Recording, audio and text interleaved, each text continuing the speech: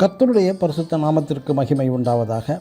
இன்று நாம் தியானத்துக்கு எடுத்துக்கொள்ள இருக்கிறதான வேத வசனம் வெளிப்படுத்தலின் புஸ்தகம் 6ஆம் அதிகாரம் 17ஆம் வசனம். யார் நிலை நிற்கக்கூடும்? ஆமென்.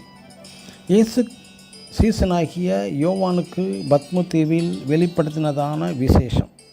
வெளிப்படுத்தல் 6ஆம் அதிகாரம் 17ஆம் வசனத்திற்கு முன்பு நாம் வாசிக்கும்போது 6 முத்திரைகள் உடைக்கப்பட்டது என்றும் ஒவ்வொரு முத்திரையிலும் ஒவ்வொரு குதிரைகள் புறப்பட்டதாகவும் அந்த ஒவ்வொரு முத்திரை குதிரைகளும் ஒவ்வொரு விதவிதமான உபத்திரவங்களை செய்ய போகிறார்கள். இவைகளில் யார் நிலை நிற்கக்கூடும் என்பதுதான்.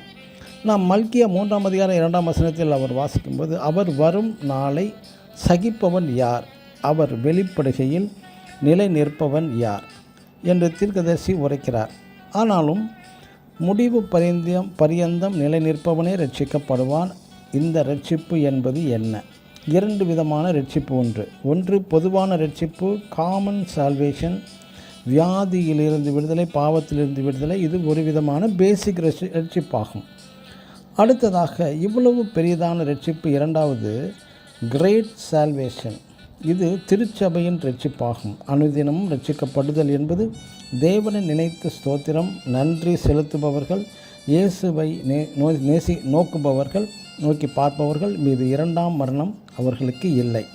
எசேக்கியேல் 14ஆம் அதிகாரம் 13-14 வசனங்களில், தேசம் எனக்கு விரோதமாய் எழும்பினது, எல்லோரையும் அழிப்பேன். அதில் யோபு, நோவா, தானியேல் ஆத்மா தப்பினார்கள். மற்றும் இதே நேரத்தில் 18-20 வசனங்களில் இம்மூவரை பற்றி குறிப்பிட காரணம் என்ன?